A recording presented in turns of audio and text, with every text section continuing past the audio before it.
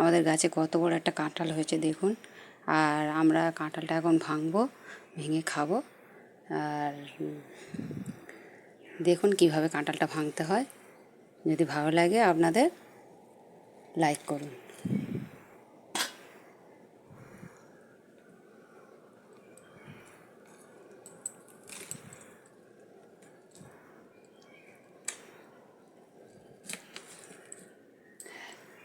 দেখছেন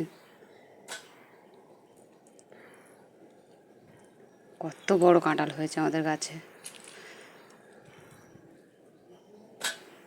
দেখছেন কেমন করে ভাঙতে হয়, এমন করে ভেঙে কাঁঠালের কোয়াগুলো বের করতে হয়।